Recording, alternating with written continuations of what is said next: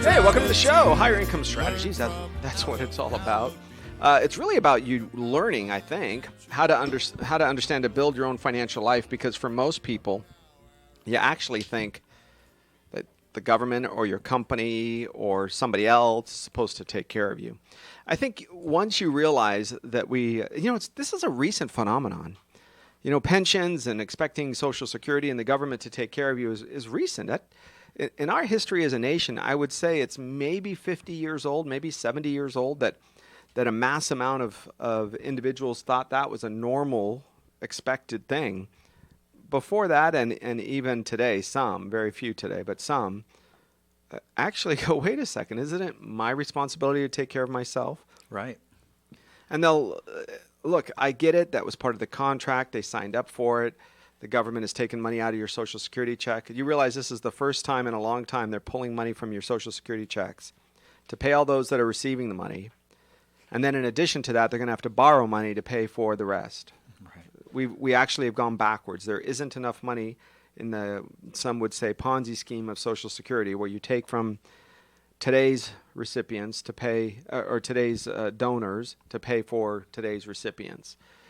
Now, I don't know what that means. I don't know if Social Security is going to do what they've been doing, which is consistently not giving pay raises, cost of living raises. So, look, we predicted this.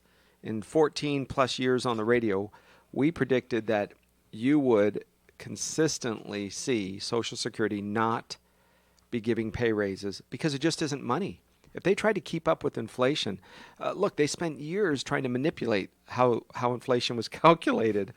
Right. They used to do regional inflation and then a basket of goods and then the cost of dollars. And, today, when I say basket of goods, the way inflation or cost of living index, I'm not going to give you the exact amount, but I want you to get the concept.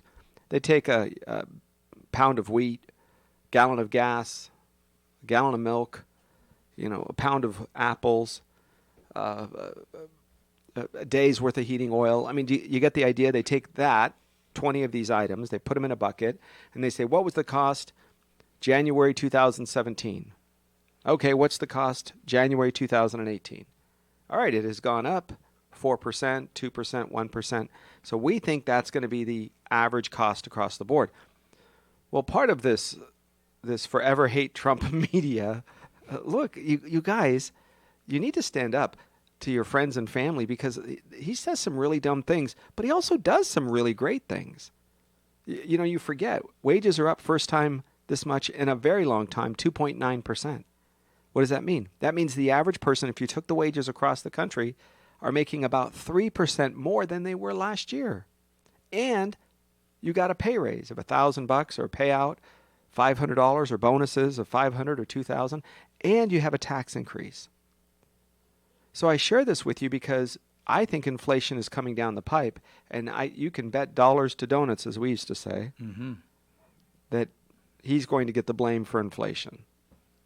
Because it's coming, and I think you're going to see that there is going to be inflationary pushes on your Social Security, on your pensions. There are some pensions that do not ever receive an increase. That means when you retire, contractually, that's what it is. If it's $1,800 a month or $3,000 a month, it is that. You're not going to see a pay raise. Sometimes a very small amount, but almost never will you see anything. So you have to plan to say, I need other sources of guaranteed income so that as my expenses increase over time, hopefully you're going to be paying off the house. Well, that's a huge savings. Hopefully you'll be paying off the car. You might need another one in 5 years, but that's a huge savings. Hopefully you're going to be paying off debt. Well, that's a savings. So there are going to be some pluses and minuses, right? Some pros and cons to this. But in that process, you need to have a backup plan for extra income in your life. And Arif, we talked about this over the last couple weeks shows where when we just live and die on the numbers of statistics, right, we're really subject to whomever is publishing those numbers. So if we're looking at inflation and we're saying, okay, my retirement portfolio is outpacing inflation because inflation was only 2% this year. Really? You tell that to the guy or the gal that was at the gas station. They take energy and food out of most of those as a cost, out of most of those calculations for inflation. So what we're really looking at is very antiquated ways of calculating whether things are going to cost more next year or whether they cost more than they did last year. But I can tell you, as a consumer, as a person that's real, live, and breathing and going to the store and spending money, things are a bit more expensive. And that's what you have to look at. Is your money able to outpace inflation? That's just one of the pieces of the conversation. And so what do people do? They say, well, I can't get a rate of return at the bank. I can't have safety and have it all.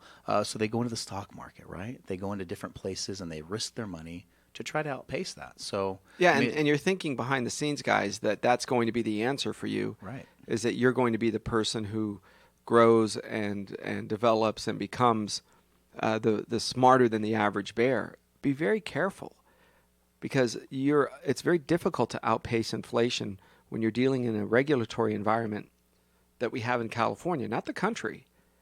President Trump was a genius when he said, hey, for every new regulation, you're going to have to get rid of 2. I thought that's pretty brilliant. Look around. Are you walking down the street right now going, gosh, I wish Sacramento would do something about this. My gosh, if there was only a law that would. And if there isn't something pressing that you think, wow, without government, maybe they should take the rest of the year off. Really, are you walking around saying, I wish there was one more, whatever it is? So maybe that's the answer, but I think most of you have to realize that that's probably not going to be something that you can expect to change in the state. Here's an example. 3 days ago, a friend of mine paid $6 for a gallon of gas. Oh. $6 right here in California. Surprise, surprise. Wow. Where was that? It was south. It was south. It was down in Brentwood. Brentwood gas station. She paid $6 gallon of gas. I said, are you kidding me? She said, I had to. I was visiting my son. I didn't have any choice. $6 a gallon. Are you in Europe? The socialist place? So you might say, oh, that's for those rich people there. Well, okay, maybe, but she lives in Santa Clarita, but she was visiting somebody. She needed gas, not thinking that it's, the haves and the have-nots. Don't cross the railroad tracks where they charge $6. And although in other parts of the country we're at $1.95, $1.86, $2.05, why are we twice as much here? So you have to be planning. If you're going to stay in California through your retirement, we have to have a plan B, that is income that can keep up with some of these craziness. Let me tell you, if Kevin De Leon makes it up into the federal system, if you have Gavin Newsom, if you have some of these other, the far left, these aren't liberals, folks. These are far left progressive. These are the folks that liberals are ashamed of. These are some wacky folks who tell you that the $1,000 or $1,500 taxes that you tax refund is chicken feed or peanuts or whatever. Are you kidding me? Then give me $1,000. If it's that cheap, just send it over to me, right? If you think it's nothing. So I want you to know that, because I expect them to try to overthrow Prop 13. I've been telling you this for 2 years. The only thing you cannot take out of the state, you can take jobs. You can take your citizenship, right? So you can visit your vacation home in Valencia, but your residence is Henderson, Nevada, or Florida, or Texas, wherever. The only thing you cannot take out of the state, you cannot remove real estate. So I think property is the next big tax. Now, they got through with the Obamacare, calling it a fee, and it's not really a tax, but it's a fee, but it's a tax. And the Supreme Court said it's a tax. Isn't it a tax? Wink, wink, nod. John Roberts, he played a pivotal role. He was supposed to be a conservative that read the Constitution. Instead, he winked and nodded and filled in the blank and changed the other side's argument. It was incredible. I don't know if that's ever happened before. I'm not a scholar of the Supreme Court, but I can tell you it was shocking. And when it did take place, what did you have? Very simple, you guys. You had a group of people have a light bulb go off. And that means, yeah, we can't change Prop 13 property tax, but we can change a property fee. So I think that's what they're going to do. I think they're going to go to everybody that owns real estate and look, come on, really? It's only $50. Same thing with our open space, right? It's only open space. They sold it to me and I told you don't vote for it and you guys did anyway. Open space, the city of Santa Clarita wants to buy up people's land. It's only $25. The average is $25 per lot, per homeowner. Okay, so guess what mine is? And my neighborhood, right? I mean, ooh, Copper Hill, those rich people over there. It's about $100. So you go from 25 to about $100. So I don't care what side politically you are on. When city council was pushing that, they either were dishonest or uninformed. They either didn't know how to use a calculator or they were purposely manipulating you. Because $25, $25, $2 a month. Look, it's 50 cents a day. You know, it's 8 cents a day. You can collect cans. You'll pay it. We'll have open space. We'll all look at the mountains and go, yay, we have a dove. Wait, was that a deer? Was that a deer? Oh, Bambi with her mom. So beautiful. All for 8 cents a day. Baloney. Do you think that is ever going to go away? Do you think that's ever going to go backwards when the city can now collect that money from you? I don't think so. No different than your pension is going to be affected. So we got to make some plans. Jeff, let's talk about this because I'm worried about student loans. We just saw some reports come out today, guys. Student loans. You ready for these numbers? This is going to impress you. Student loans. Massive default rates. The latest. Oh, women. Women are now the largest holders of student loan debt and the largest defaulters of student loan debt. Now, if you don't think one side is going to use this as a political tool against the other, I think you're sadly misleading. Report came out on CNN Money that 36% of colleges are hiding the cost to students. And student loan debt has now just hit $1.5 trillion, with women holding most of that debt. $1.5 trillion. 3 years ago, it was $1 trillion. So do you see what's happening is money is being transferred, just like Visa. You realize when you go to a restaurant and you swipe your Visa card, Visa says, hey, we'll take the risk here, restaurant. We're only going to charge you 3%. Mm-hmm. We'll take the risk. So Visa says, come over to me, customer. We'll cover the restaurant. The restaurant goes, whew, we're out of the deal. We'll take a little bit less and we get our money today. Visa says, just give it to us. And Visa's at over $1 trillion now, or the credit card debt, I should say, at $1 trillion. I think Visa itself is close to that. So what the colleges did is they acted like the restaurant. They said, hey, come on over. We're going to give you hors d'oeuvres. We're going to give you a gym. We've got a little spa-like thing. You can do fraternity. Have the college experience. And so the college, right? So they do the college experience. They give you a tour. They have happy co-ed. Walk around with a blue shirt on, with big letters on it, and a little hat. Follow me, everybody. This is the gym. This is the and this is where we go. And you take a look. I know because I've done these silly college tours. And you go out. It's a dog and pony show, and you're flying your fanny around on the weekends to all these different colleges. And by the time you're done, it's not because they're going to teach you more. Because you realize everything you learn is on your cell phone. It's on the iPad. It's free internet. The young man we spoke to yesterday called the homeless guy on the street. We were talking to him for a second. I said, hey, how do you have a phone? He said, it's a free Obama phone. Yeah. He goes, but it did start under Ronald Reagan. Surprise, buddy. There were no such thing as cell phones that anybody had under Ronald Reagan. Right? You had very few. There were car phones, Panasonic maybe, those big box things. Maybe he's referring to Lifeline or something like that, the old home phone stuff. Probably. He doesn't look like he has a home phone, though. But quite a stretch, regardless. Unbelievable. Yeah. So he says, I have my free Obama phone. I'm like, you're a homeless guy. You're walking around, and you have a cell phone. For what reason? And we found out after about a half hour of talking to him. Certainly the half hour I can't get back in my life, but I thought there was some value. Yep. And it's because he had 3 different... What did he have, Jeff? 3 different potencies. Oh, yeah, that's right. Of marijuana. Well, Arif, it was medical. Medical marijuana. Medical marijuana. Medical marijuana. So we have to take at face value what he said. Yeah, medical marijuana. 20, 40, and what do you say? 80. 80. 20, 40, and 80. Yeah. So if you're walking around with percent. chemotherapy and you're worried about, oh, am I going to throw up? This guy's here for you. Yeah, good thing he was there. Yeah. So ask yourself, does it make sense? I don't know. You guys voted for it, not me. Well, look, and something else, I don't know if you remember this part of the conversation. He was talking about, and assuming we're taking everything he said at face value, he was talking about his college degrees in math and science. Yeah, isn't that incredible, and he right? says, but I don't use them, though.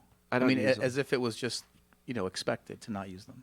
Kind of interesting. I think the information, the knowledge that you gain from attending college is not the same, you guys. I don't think you should mortgage your house. I don't think you should take from your retirement account. I don't think you should take from your savings account. I think you have to say, let's create a plan of a little bit, maybe from a couple of different sources. And you sit down and you say, all right, look, here's the deal. We have the best community college, happens to be here in town. But there are people from all over the state that come here. So we don't value it as much. Some of you call it the 13th grade. I've heard it. Because it's in our backyard. But let me tell you, it's probably the best. I think it's the best one in the state. Probably the top 10 in the country. I wouldn't be surprised if it came in the top 10 or even top 8 maybe. Right? So you go there for 2, 3, 4 years. Who cares? What do they call you at 28 when you finish medical school? The same thing they call you at 30 when you finish medical school. A graduate. A graduate. Doctor. Hi, doctor. Hi, doctor. Doctor, doctor. Ask Chevy Chase. They all called him doctor. Doctor. So the same thing occurs if it means you got to wait a couple more years. 4 in 10 people who've gone to college have taken out loans to pay for school. But some people are taking out a lot more debt than others. Ready for this? This is kind of fun. Women hold nearly 2/3 of all student loan debt, according to a report from the American Association of University Women. They're so proud of themselves because it's a group that advocates for equity and education. If we have men that are prisoners and slaves to this student loan debt, then we need women too.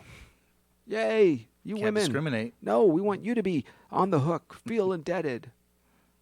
Have your social life pushed off. I can't marry because I have to pay off debt. Can't start a family because I have to pay off debt. Can't buy a house because I have to pay off debt. Your life is on hold.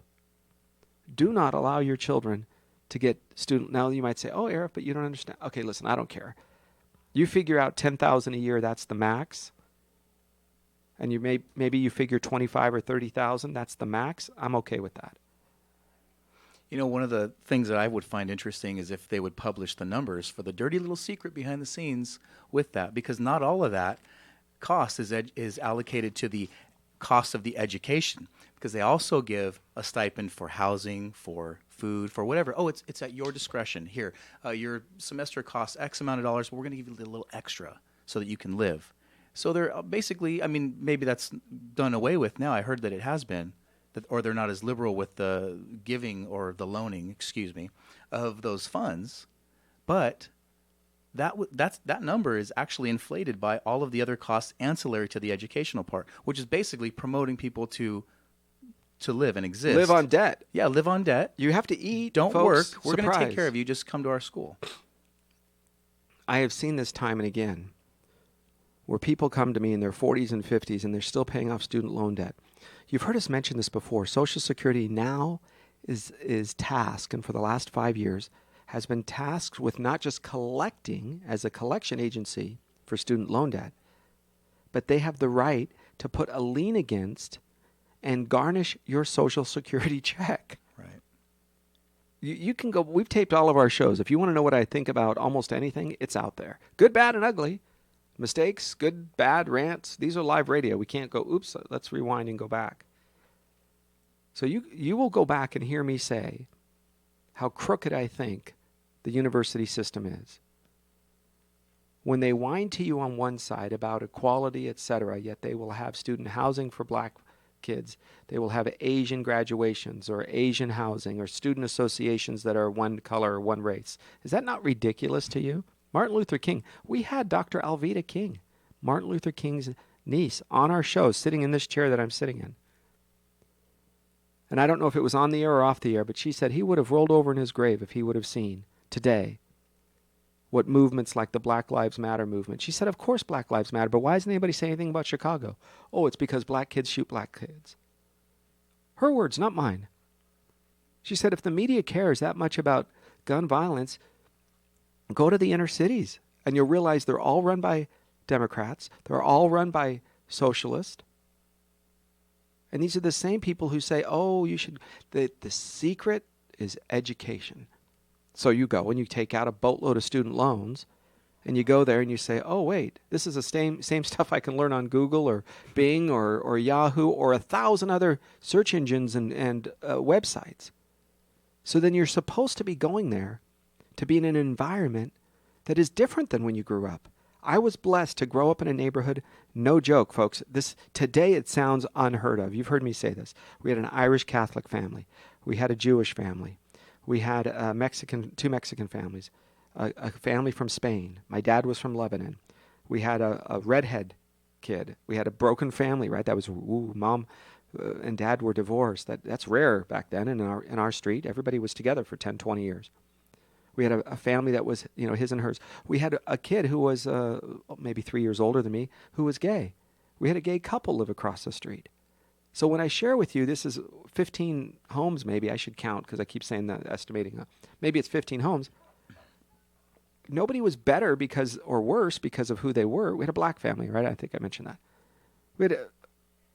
Everybody was, if you were a jerk, you were a jerk. If you couldn't hit the baseball, we didn't like you because you didn't, right? If we played tag and you were tagged, you were tagged. It wasn't anything. So colleges were supposed to be a place where if you grew up in a very segregated environment, you were to leave that area and go to the big city. And now you're around with people you just have never been around for whatever reason. And now you're listening to different cultures and seeing how different people speak, right? From the north, from the south. My daughter's in the South right now going to college, and she said it's so weird because people think she has an accent. So when you get there and all of a sudden, instead of confronting it and having the tough things, they have safe spaces and counseling to keep, I'm sorry the election didn't go your way. So let's all, we need to break down. Instead of empowering people to take and make a decision, you're borrowing money from your future to segregate your kids, to put them in a place where in the 1950s it was the Republicans that had the McCarthyism, and now it's the left. You guys, you have to protect yourself. Your retirement is not going to be what you think. If you have to pay student loan back for yourself, right? Master's degrees, PhDs, people do that. They will go back to school in their 30s and 40s. Or whether you've taken out a Parent Plus loan. We've encouraged you to not do that. If your kid has 40 years left to pay the student loans, then I guess that's their deal. But you don't have 40 years to save for retirement. We'll be back in just a minute. We're going to cover some more of the financial things that I'm worried about when you leave money behind your kids. How do you make sure you do it the right way? And how do you protect and get guaranteed retirement income that's secure? We may have an answer for you. I'm Arif Halaby. That's Jeff Gerard on your place for News Talk Information. This is your hometown station, the Total Financial Hour on AM 1220 KHTS. We'll be right back. The Santa Clarita Artists Association has a new gallery in downtown Newhall on 6th Street between Main and Railroad, right across from the Canyon Theater Guild. The gallery features our members' paintings, sculptures, and one-of-a-kind handcrafted gift items. Whether you're an art lover, buyer, or an artist wishing to join, visit our website at santaclaritaartist.org, come to our free monthly meetings at Barnes & Noble, or stop by the gallery. For upcoming events and exhibits, check us out at santaclaritaartist.org. We make visual art visible. Valencia Marketplace is your place for fun this summer. On Friday, June 15th, the Aquarium of the Pacific's Aquarium on Wheels will be on hand for lessons about sea life at noon and 2 p.m. and tours through the Aquarium on Wheels and Touch Me with the Animals from noon till 5. KHTS will be on hand with their antique fire truck from 3 to 6. Then the fun continues with a free screening of an animated family-friendly movie in the amphitheater at 8 p.m. Check out ValenciaMarketplace.com for more details. Come join me, Arif Halaby, for Total Financial Solutions Safer Money Hour. Every Tuesday at noon, we uncover ways to help you manage your money, get out of debt, and prepare for your retirement. That's every Tuesday at noon on Total Financial Solutions Safer Money Hour. Are you not sure if you can retire yet? Listen to us and learn about tips for savings, retirement strategies, and so much more. That's every Tuesday at noon on Total Financial Solutions Safer Money Hour on your hometown station, KHTS. Marston's Restaurant has been a Pasadena landmark, voted the best breakfast in California by the Food Network magazine. Discover Marston's Santa Clarita location, open for breakfast, lunch, and dinner. Marston's also has a fantastic catering menu that adds a delicious twist to any event. And they cater picnic dinners for that memorable romantic date. Experience Marston's on Newhall Ranch Road and McBean, or log on to marstonsrestaurant.com. Santa Clarita's hometown station. Now FM 98.1 FM and AM 1220. Your hometown station. Financial security will help you live the life you dream. Learn about financial power, the total financial hour. Now higher income strategy. Learn from Arif Halaby. Learn about Hey folks, we're back. Welcome back. I'm Arif Halaby. Hey, for some of you that voice is familiar. That's Jimmy Carnelli. We appreciate him. He has the I think he sounds more like Frank Sinatra than Frank Sinatra. I would agree. Yeah. He such a smooth voice. Okay, so we're talking about some of the family issues that we see with money, especially as we move forward and we're worried about leaving money to children. Okay, for a lot of you, maybe you struggled. Maybe you opened up a business. Maybe you were one of those that saved. You did the right thing. You actually delayed gratification, paid cash for most of the things, or understood debt. I have no problem with debt as long as you're using debt and it's not using you. So there's a way to manipulate, if you will, debt. There's a way to manipulate the financial world in a good way, I guess, if there's a better way to, a less negative term than manipulate. But there's a way to utilize the financial world to your benefit. But what I don't want you to do is to just give the money to your kids. Remember this. When we work for something, you appreciate, right? How many times have you worked for something, you sat down and you said, oh, you know what, I'm not going to buy that because this $10 or $50, whatever it is, I'm going to trade it. And you know what, it's just not worth it for me.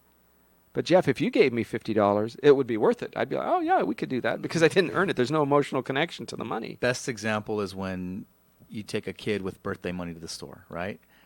When that's their only, amount of money in their pocket, they're not as quick to let go of that. It's almost as if they earned it, because they got another year older or whatever. Yeah. But you start to see they realize it's theirs. They realize it's theirs, and it comes in from different places. Now, I mean, you're still going to see a bit of potentially them squandering a part of that away. But what we told our kids is, look, you only have so much of this. Take half. Why don't you take half and set it aside and not spend it? And then take the other half and then do whatever you want with it. That's usually kind of a good thing to do with it. But you're right. That emotional attachment is not the same as if they go out and earn it. So having my kids do, odd jobs or recycling or little things where they actually earn money, they hold on to that so much more than with Christmas or birthday money. It's incredible. But there's a huge value. When you go and trade your time or service for something and then you get that, that's a big deal. You remember when the old generation, right, the immigrant generation came here and they worked and they struggled, and their goal, sometimes they weren't the best parent because their neighbors were raising their kids, or their parents were raising their kids because they had two jobs. They were building a career. They were working in the fields or the factories and doing everything they could so that their children didn't have to. Right. Right? You'll hear it said today, I'm doing this so my kids don't have to. But today, when you look around, and there isn't anything special about extra work or effort. You're not making extra money to do something. Everybody has a new car. Everybody has a fancy phone or a computer. Everybody can afford to shop at the outlet stores and have quality clothes that with the brand names and the logos. There isn't anything that separates the top from the middle or the middle from the bottom. You have either the really poor, which are the folks, some of them choose, most of them choose to be homeless. We met two yesterday. They chose to be homeless. Right. Most of them, you have the haves and the have-nots. But it's not the have-nots because, oh, poor baby didn't get a shot. It's the have-nots for lots of other reasons, sometimes abuse, sometimes addiction. But if you are a have, right, if you are somebody who worked hard, or maybe you inherited it, or maybe you've worked and now you want to leave it to your kids? What are some of the mistakes that we've seen? I wrote an article recently that said, worried about the financial well-being of your children? Never leave them money. Is that not shock, folks? If you want a copy of this article, you can give us a call at 888-99-RETIRE, 888-99-RETIRE. You can also go to TFS Wealth, stands for Total Financial Solutions, TFS Wealth, WEALTH.com. And we'll send you a copy of the article. Talks about how generations, Americans have always wanted better for their children, right? The first generation to go to college, the first to own a business, the first, right? You got that? And we delay, we put off, and we do all the right things, and we lived longer than we thought we were going to, and eventually we leave a house that's paid off that we bought for $28,000 that is now valued at $560,000, or Sure. we bought for $90,000 and today it's worth $900,000, and you leave that to your children. And because most of that generation came from 6, 8, 11 children, and you knew the sacrifices and the poverty that could have come from a lot of children. Maybe you experienced it. So instead you had maybe 2, maybe 3. So what you did is you now had a house that you bought for $40,000, it's worth $1 million, or you divide that by 2 instead of 6. And now when you pass away, you're going to leave your children $500,000. The start that they get on the finish, in the starting line before the finish line, right? And ready, set, bang, go. They get to start $500,000 further down the line. They sure do. But they don't have the emotional attachment to the money. They don't. And you didn't take that extra trip or that extra vacation or buy that RV or buy that boat or that fancy car. But guess what most kids do when they get that type of money? Yeah, they took the trip. They bought the car. They bought the boat. Right. The same stuff that you didn't do because you wanted to leave them money. And they have no Jeff, we saw this recently. This drives me crazy. Person inherited money. It was about $300,000 in this account. Heck of a lot of money, guys. I don't care who you are. Yeah. $300,000. And wanted to buy a truck. Now, I like trucks. Yeah. Really nice trucks. I like trucks. But instead of saying, I'm going to drip this money out so I stay underneath a particular tax bracket, right? We referred him to a CPA, check and see what that number should be. I don't know what it is, but dripping this money out so that he stays underneath the tax bracket that's required. He said, and he took out, I think it was $100,000. I said, okay, what do you want to do in your, claim on your taxes? And he said, I think it was 25 or 35% by the time it was all done. I said, so you realize you're going to only receive about $75,000 or $70,000? He goes, yeah, it doesn't seem like real money anyway. I'm like, what? He said, well, Arif, this is how I look at it. I don't look at it as if I have $300,000 that I could never touch, right? He uses the word never as if that's true. I look at it that I have $70,000 in my pocket. I said, I know, but you're paying money in taxes. It doesn't matter. It's not as if it's my money. It was never my money. I thought, oh my goodness, what a change. How about you give me the $300,000? I'll give you $70,000. That's right, and I'll keep the rest. we'll win. Yeah. So he, of course, bought something. Now, do trucks go up in value or down? Yeah. Right. So that means that every year, his 100 is worth less and less and less. All he had to do was put it in a CD at a bank, and at least it would go up a little bit. Yeah. So this is the beginning. Your solution is, number one, here's the solution instead of giving your kids money. If your goal is to give your kids a head start in life, then consider starting as early as possible with financial literacy. Teach them how money works. Teach them the understanding of the trade-off. Money is nothing more than a source of effort. It's the solution. Today it's dollars. 100 years ago it was beads, depending on where you lived, or it was stones or rocks or gold pieces, right? The transfer is that somebody had to work for these dollars. They didn't, but somebody did. Jeff, we had a client who walked in the door. This was many, many years ago. Husband and wife. And they were referred to us. And you remember who I'm going to talk about? Oh, yeah. I sure do. And the very first thing they said, I said, hi, you guys retired or still working? Well, we're both retired. And I think I might have said, what is your top financial concern or something? And they said, well, we both have terminal cancer. like within 30 seconds of sitting down on my conference room. I said, wow. They said, yeah, we both have terminal cancer. He has, I think it was liver cancer, and she had lung cancer, and they both had just a few years to live at the best case scenario. So by the time we were done, they both worked in a similar industry as each other, and they worked very hard, and they saved up money, and they started telling their story. They slept on, they had an apartment, and they had crates as a table and chairs with a cushion on it that they used. They took boxes and wood pallets, and they made coffee table. They just kind of struggled. They slept on the floor. They did all those things until they were very, very successful. And they were leaving the money to their 5 children. So he had passed away, and then she was struggling and probably not going to live very long. So we went over to her place, and we did a video.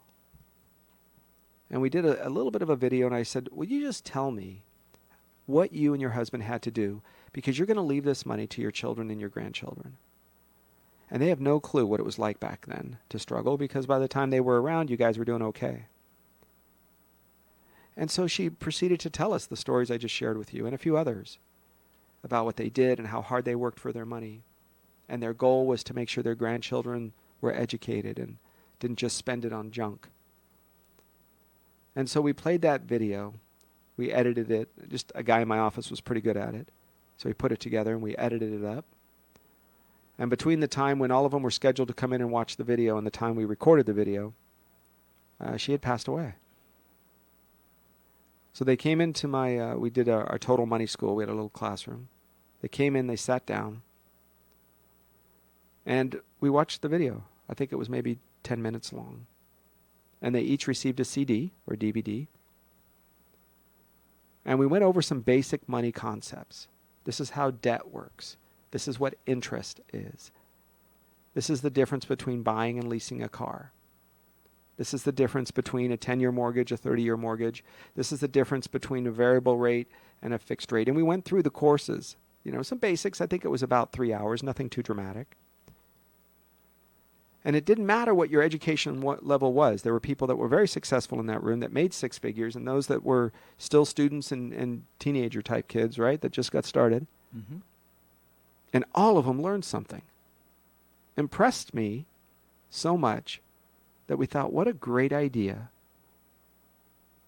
to encourage you to do. If you have somebody in your life and you plan on leaving them money, I don't care how healthy or not you are, leave something behind, a story, a video. Today you can do it on these silly phones, right? Put a video together that says, this is what we did in the early days. Now, I've been very open, my wife and I, with our kids. This is what we did. This is how we struggled early on. They know our story of me sleeping in my car off and on for 2.5 years. Not because I didn't have a house, but because I had to work 3 jobs. Because somebody had to take care of my family. And we were ashamed to get government assistance. Listen, I'm not going to judge you guys. That's God's job, is to judge your heart. The only thing I could do is judge my actions. And my parents instilled in us that you have the best opportunity in the world right here in the United States. And how dare you take government assistance? That was us, right? Everybody's raised differently. So that meant I didn't get to sleep in my bed a lot. It meant we had to work harder. Work 3 jobs. I took the job, whatever it was. $11 an hour, equivalent today to maybe 16. Whatever, it didn't matter to me. Right? I remember I was trying to buy a house. I had 3 jobs. I'll tell you how God works incredible in my life. Do you? I don't know if you know this story, Jeff. I don't know. And my parents couldn't help, and we saved up money, and we were giving money to them, and we needed $380 to close escrow by the end of the week. Oh. Or we couldn't buy our house. The house was $149,000. $389 or $382, whatever it was. And I just got paid on Friday. The next paycheck is in 2 weeks. Mm-hmm. So on Monday I go in there to one of my 3 jobs, and they said, "Hey, do you have a minute?" I'm like, "No." I said, "Come on in, have a seat." It's not always a good conversation. No. They said, hey, we're making some changes, and they knew I was part-time, right? I was a full-time policeman at the time. We're going to have to let you go. I said, oh, no kidding. They said, yeah, but here's a $500 severance check. I gave them a hug. I was so happy. They're like, what? Why is this guy happy? You just got laid off. Yeah, I was like, oh my gosh, this is great. And I went out to the payphone, because of course it was before cell phones, and I called my fiance at work, and I said, we got it. We got $500. We were able to close escrow on the house. It's incredible when you think about how lucky you get when you work hard, or the harder I get. What is it? The harder I work. The harder you work, the luckier you get. Yeah, that's right. Yeah. Because I think part of what you need to do is to instill in your children work ethic. Because the harder you work, the luckier you seem to be. Not perfect, right? There are more jobs available today than people looking for work. Then you tell me why anybody is unemployed. Listen, I get it. You don't have to work for me. You don't have to work for him, her. It doesn't matter. But there's no reason for you to not have a job unless you're looking for one Monday through Friday. No. This way, I got to go this side of traffic. I got to go be over here. I got to get off by 2, but not on a 4, but before. Okay, now what you're doing is being, I don't know what the right word is. Prima donna? Yeah. Right. I didn't. And that's the consensus. When I talk to people that are out of work, it's because they say they can't find work. I say, really? You can't find? Well, I mean, it's, right. And then there's this story that they're playing in the back of their head. So. All I knew was this. If I had a chance to work hard, I would be promoted. Or the next job would look at me and say, wow, this guy's different. He's showing up early. He's working hard. He's staying late. He's curious. He's friendly. How many times have you been to a restaurant and the food server comes over and doesn't even look at you in the eye? Pulls out their book and says, can I help you? Or what do you like to eat? Have you decided, can I get you something to drink? Like, hello, hi, we're people. We're happy. This is a big occasion. We're out to dinner. We're going to pay your paycheck. If you come and you're a happy food server, I bet maybe 6 out of 10 times you will get a higher tip. Right? Some people just go down and they give you the tip. But other people like myself and others, we appreciate that because I want to encourage that behavior. You teach your children that. My kids have to work in a service job. They knew early on that we were a family of service. I said, you may inherit money someday, but you need to work in a service job where you are serving other people. Because it's easy to go out to dinner and be served. Yeah. It's easy to have the maid or the housekeeper come in, or be at a hotel and, hi, can I have extra? Can you do? Right, that finger. I need. It's easy to do that. But when you're the person being served, it's different than when you're the one doing the service. Another solution, if your children are older, if it's too late, why don't you consider allowing them to inherit money after they prove themselves? Give them a little bit now. And if they don't do good things with it, you know their heart. It's over. The story's done. You want to give them a chance? Say, if you do this, do this, do this. Not let the clock tick by. Right? Everybody can sit around. Today, the fastest growing group of homeless people, are you ready for this? Are voluntarily chosen to be homeless. We have a client who's the son of a high-ranking law enforcement official. The son. More than enough money, 6 figures coming into the house. And he's chosen to dumpster dive for food. No addictions, no drug, no alcohol. That's a different story. He just said, do you realize how much food they throw away behind restaurants? Yeah, buddy, it's trash. Yeah, do you know you could sleep, and when you get a group of people and you kind of all hang out, it's like camping. Oh my gosh. And he bums his way across, he'll wash dishes, make a little extra money, do a few shows up over here in Seattle, shows up over here in San Francisco and Vegas. He says, the difference is somebody has to tell you where to be and when to be there. Because you have entitled your children so much. So if they're older, maybe it's time to say, here's how you prove yourself. And one of the things you can do is let them know, be upfront. Hey, kids, you're going to get nothing if you don't do X, Y, and Z. You don't get educated. You don't get your student loan paid off. I don't care if you have to work 3 jobs. I'm not going to give you money to pay off yesterday's debt. Give them a chance. And when we come back, I'm going to kind of recap a little bit, because I think you're going to be surprised. You're going to be surprised at what the wealthiest amongst us would be doing. I have a friend who's worth about $150 million. In 2000, he had a 1-bedroom apartment. His 2 daughters slept in one room, and he slept on the couch. What is that, 15, 18 years go by? Mm-hmm. This isn't 14 generations, guys. This is 18 years. One guy. One person. And I will tell you the way he's leaving money to his kids when we come back. The Total Financial Hour. I'm Arif Halaby. Your place for News Talk and Information. Co-host Jeff Gerard today. Thank you for being here on 98.1 FM and 1220 AM. This is KHTS, your hometown station.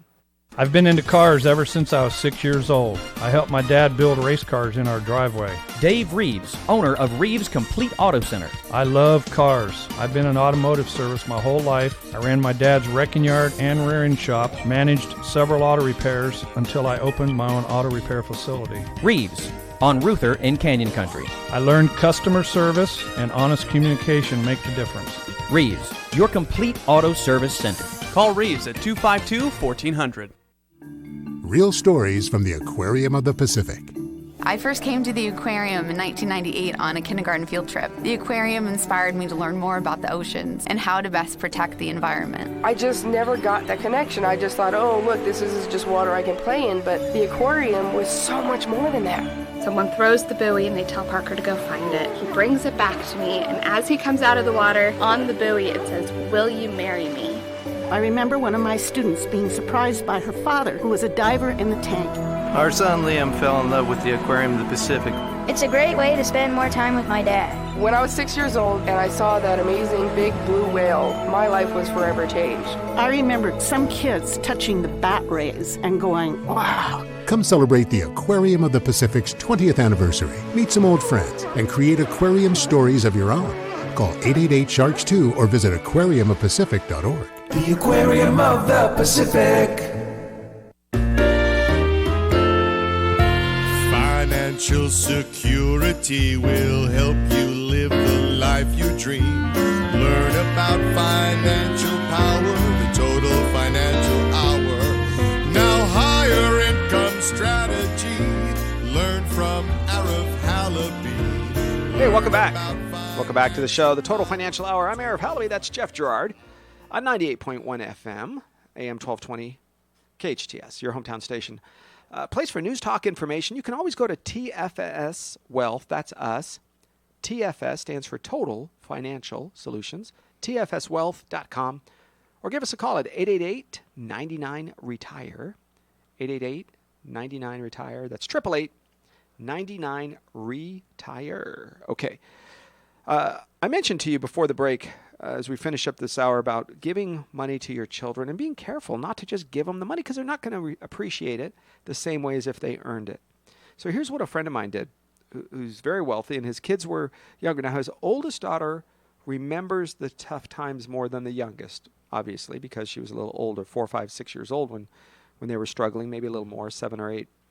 And the youngest was 3 or 4 years behind her. So not as conscious of the pros and cons of having money or not.